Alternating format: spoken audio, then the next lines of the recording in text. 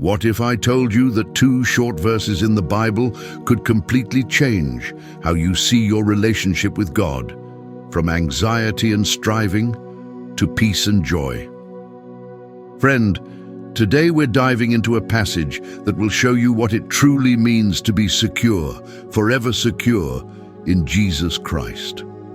By the end of this message, you'll understand how these verses in Romans 5 can become an anchor in your faith.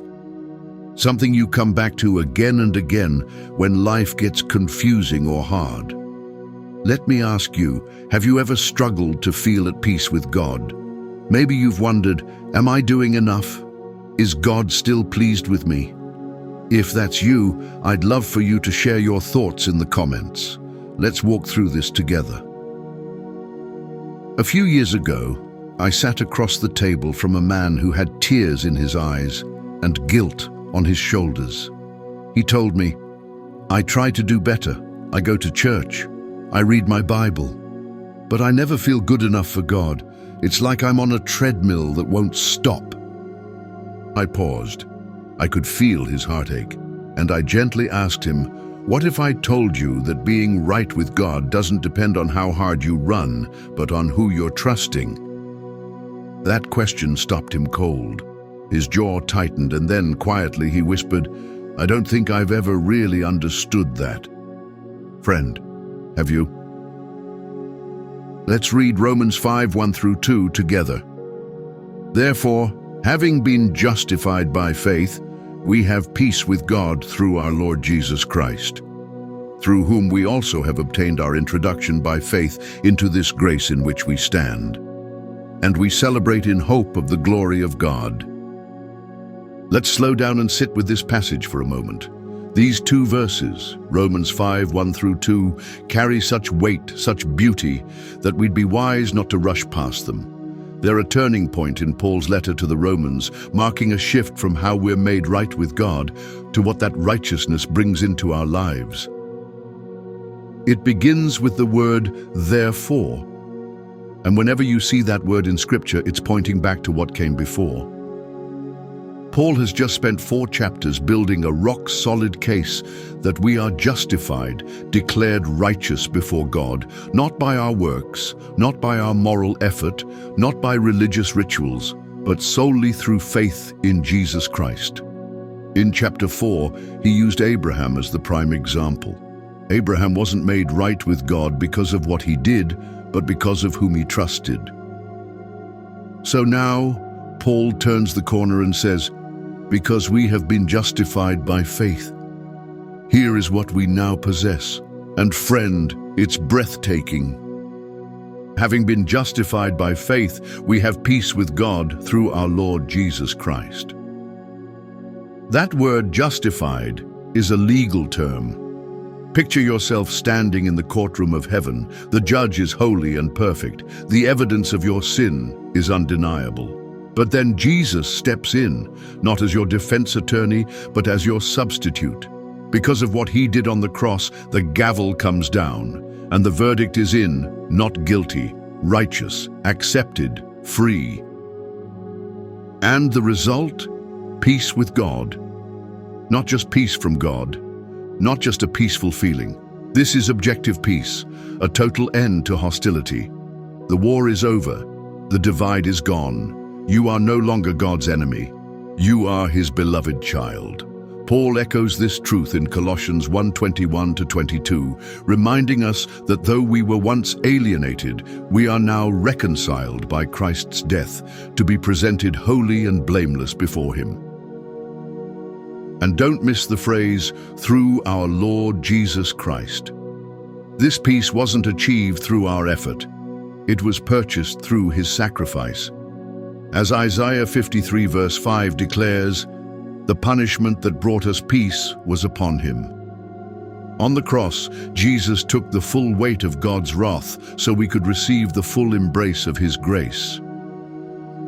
Then verse 2 continues, "Through whom we also have obtained our introduction by faith into this grace in which we stand." That phrase, "obtained our introduction," can be translated, "gained access." Imagine a royal palace. You and I don't belong there. But Jesus takes us by the hand, opens the grand door and says, "Come on in.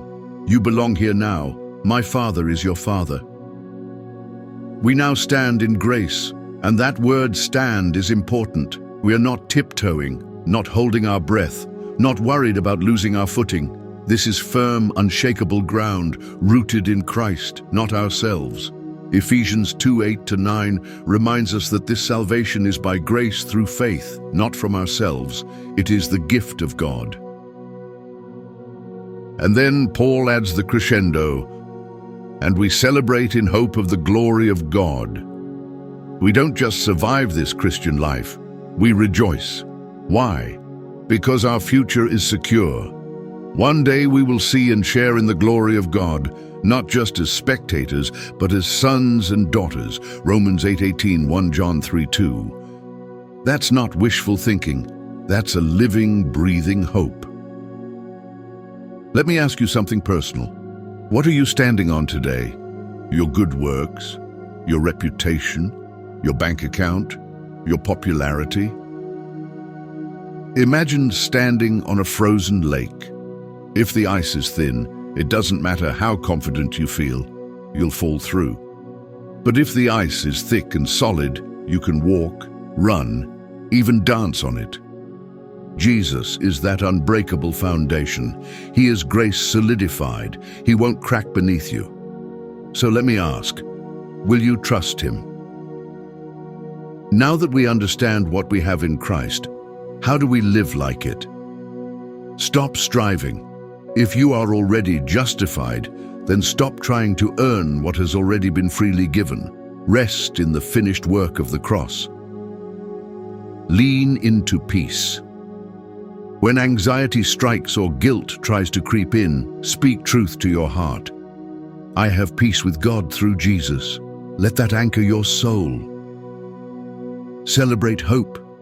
Let your joy in Christ be visible. Tell someone what he's done for you. Let your life reflect the glory you're waiting for.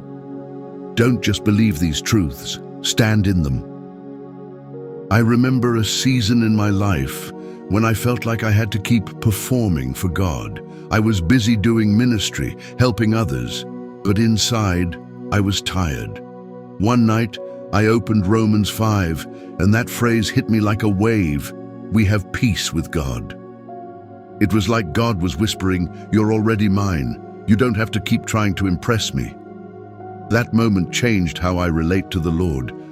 I still fall short, but now I fall on grace. Let's pray together, friend.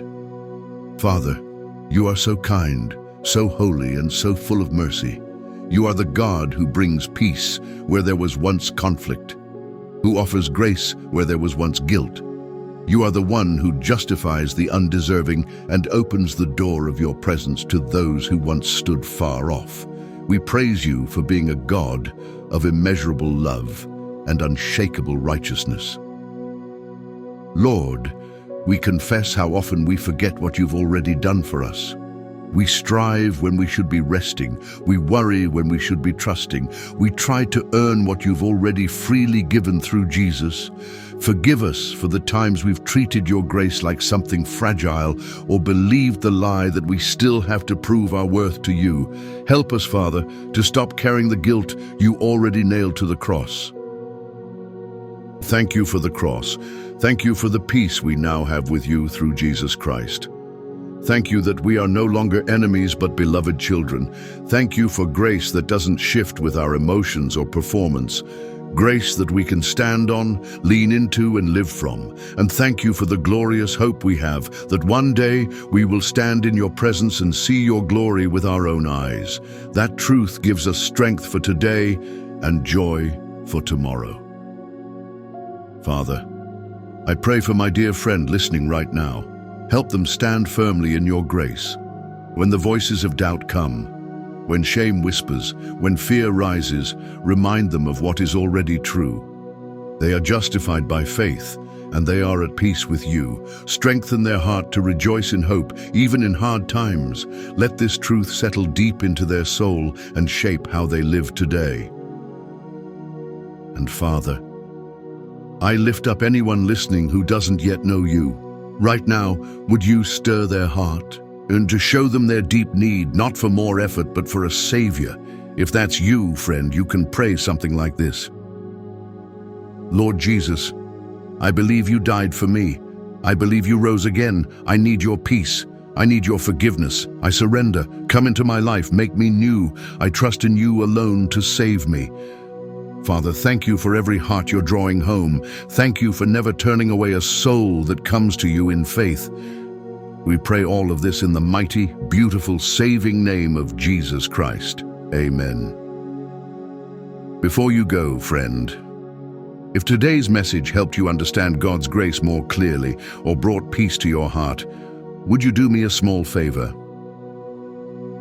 Click like. It tells YouTube this message matters and helps more people find the hope of Jesus. Subscribe and turn on the bell so you never miss a time in God's Word together. Leave a comment below. Let me know, what does peace with God mean to you today?